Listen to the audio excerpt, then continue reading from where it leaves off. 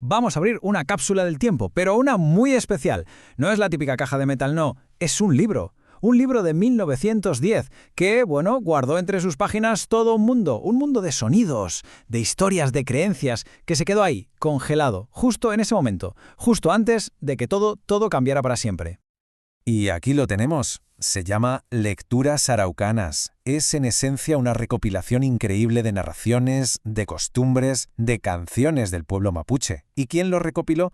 Pues unos misioneros capuchinos. Se publicó en Valdivia hace ya más de un siglo. Así que, sí, este libro va a ser nuestra ventana a ese mundo que de otra forma estaría perdido. Y claro, para entrar en este mundo necesitamos una llave. Y la llave, bueno, nos la da el propio libro, en su prólogo, con esta cita potentísima. Nos viene a decir que la puerta de entrada a todo este universo es su idioma, el mapudungún. Y ojo, porque los autores no lo veían para nada como un dialecto primitivo. ¡Qué va! Para ellos era una lengua monumental, elegante. La ponen, fijaos, a la altura de los mismísimos Andes. Casi nada. Venga, pues empezamos el viaje. En esta primera parte vamos a centrarnos en el origen del libro. Vamos a ver quiénes lo crearon, por qué es la historia de un encuentro fascinante entre dos mundos que no podían ser más diferentes. ¿Y quiénes eran estos creadores? Pues mirad, eran misioneros alemanes que venían de la provincia de Baviera. ¿Su objetivo principal? Claro, era el que era, evangelizar. Pero, y aquí está lo interesante, se dieron cuenta de que para eso primero tenían que hacer otra cosa. Documentar y comprender, pero comprender de verdad la cultura que se estaban encontrando. Y empezaron por la base de todo, su lengua. Y la forma en que lo hicieron es de verdad fascinante. No fue un estudio académico, frío o distante. Para nada. Se metieron de lleno, trabajaron codo con la comunidad. De hecho, el prólogo cuenta algo increíble. Para poder transcribir los cantos, una machí, que es una especie de chamana, se sentó a la mesa con uno de los frailes para cantar y repetir sus canciones una y otra vez hasta que consiguieron pasarlas al papel. Imaginad la escena. Bueno, pues vamos a coger esa llave de la que hablábamos antes y a examinarla más de cerca. Vamos a hablar del idioma, del mapudungún. A los autores del libro les fascinó por completo. Y bueno, cuando nos metemos un poco en él, empezamos a entender por qué lo comparaban con una cordillera como los Andes. La admiración que sentían los frailes por esta lengua era enorme. Lejos de verla como algo simple, la describían como una herramienta de una sofisticación altísima. Decían que era capaz de expresar cualquier pensamiento, cualquier sentimiento, con una precisión, con una claridad asombrosa. Esto, claro, rompe por completo con esa idea tan extendida de un idioma primitivo. Es que el nivel de detalle al que llegaron es una pasada. Fijaos, para explicar los sonidos, la fonética, usaban ejemplos súper vívidos. Por ejemplo, la vocal U, que es un sonido muy característico del mapudungún. La describen de una forma que es que casi podemos oírla. Esto nos da una idea de la dedicación que le pusieron, de cómo querían capturar hasta el último matiz.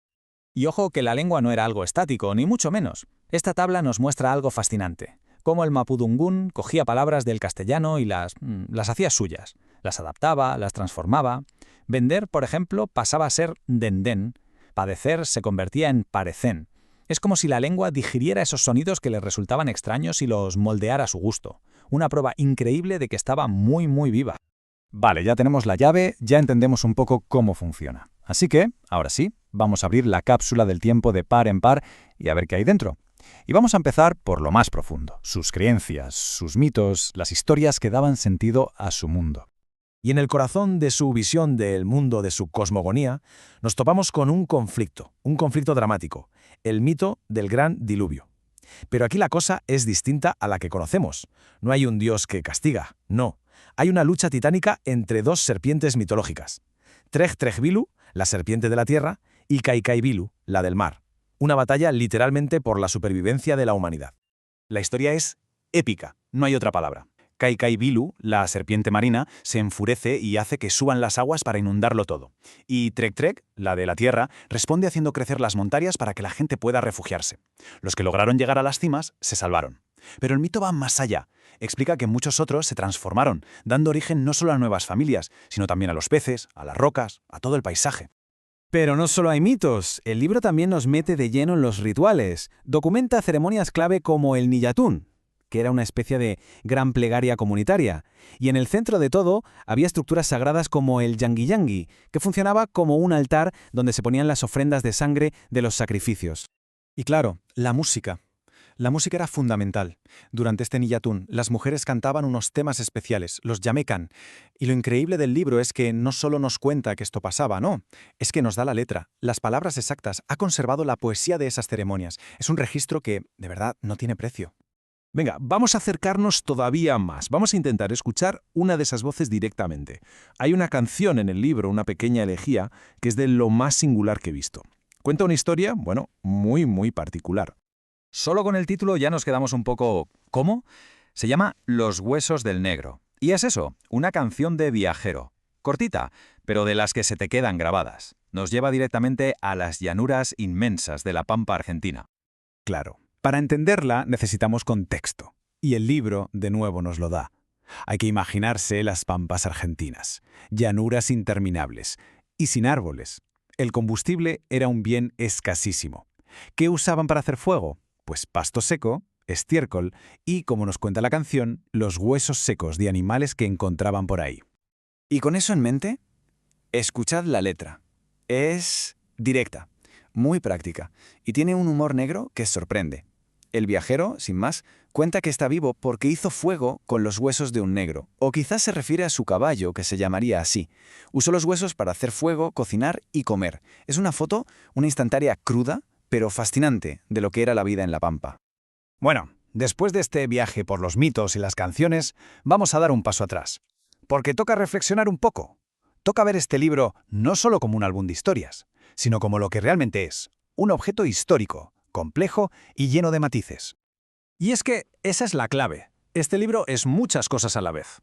Por un lado, para sus creadores, los misioneros, era una herramienta para su trabajo.